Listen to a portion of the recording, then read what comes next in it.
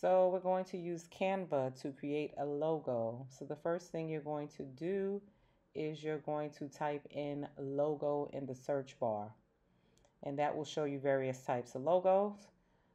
Um, and Canva basically uses templates to create different things. So it's a quick way to do stuff. So we're going to search through our logos. We're going to pick a logo. I'm going to pick the one I used in the sample provided in the assignment. And the first thing I want to do is make sure that it looks very different from the original. So I'm going to select the background and I'm going to change the color by clicking on the square that is the same color. And I will pick a blue, but I'm going to find a bright shade of it. So I'm going to click in the picker area and tweak it to get it to be the color that I want it to be. So now I'm going to go back and we're going to play around with the text. So I'm going to select the text that's there, the frame, and I'm going to just press the delete key on my keyboard and delete it. The bottom one I'm going to keep because I kind of like it. So I'm just going to look on here and play around with some of the font. So until I find one that I actually like. I think the Love, Peace, and Joy one is cool, so I'm going to use that. It is a group, so when I move it, everything moves together. So the from the Fitzgerald part is also grouped to it, so I'm going to take that off at some point. So I'm going to type what I want it to say for my logo. I would keep it very short and simple. And when I get to the Fitzgerald part, I can highlight it and delete it, but I need to ungroup it to select it and press delete to get rid of the frame. So now I'm going to make this be hair extensions because that's the company I want. Your company should not be the same as my company. Your logo should not look like my logo.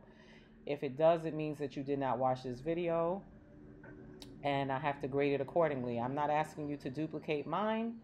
I'm asking you to create your own logo. So I'm going to position it. I'm just moving it around with the mouse and I'm going to look for some elements because elements actually add nice little pieces to your object like shapes. I would totally stay away from the clip art.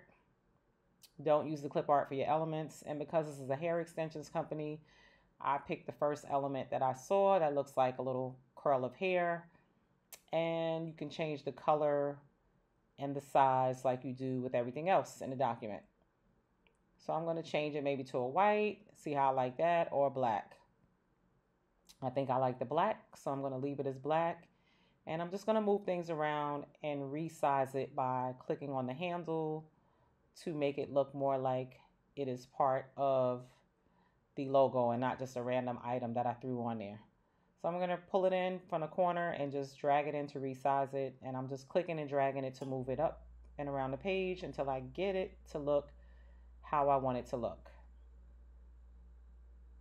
So I'm just trying to find a place to put it. I think the A is a good spot, so we're going to put it there. And now I'm going to move that down, and I'm going to add one more element, which is an open circle. And if I don't want it to be black, I can select it and change the color from black to whatever I want it to be. But right now, I just want to resize it so that it's outside of my elements and it doesn't cut anything off. It looks like it's grouped on top, so I have to pull it down so I can adjust the name because it's laying on top of it. So I'm going to adjust my name of my company and I'm going to make it, I'm going to select both elements and group them. So I held down the shift key and selected the name and the curl and I press group at the top to group those to make them one object. So I can move them around together. It just makes it easier. And I just want to pull it down a little bit more. I was trying to bring it to the front. Position will allow you to bring stuff to different areas, but for whatever reason, I guess it's on top and it doesn't let me move it anymore. So I'm just going to put it back and complete the actual logo. But it didn't take me long to do it, and it shouldn't take you long to do it either.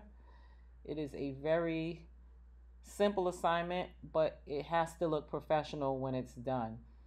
So it might be done, but it might not look totally professional. So make sure it looks professional. So now we're going to go, if you're on a computer, you go to download And you can choose PNG if that option is available to you. If not, JPG is fine.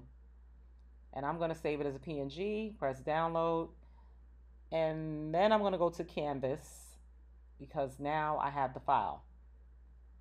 And I'm going to upload it on Canvas, and I'll show you how to do that as well.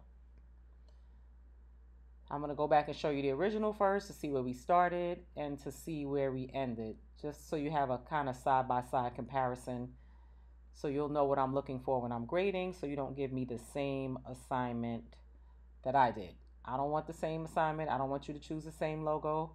You see mine side by side, they do not look alike. Yours should not look alike either. It should look professional. It should look clean. And there you have it. That's the completed logo. So now you can go to Canvas, which is the link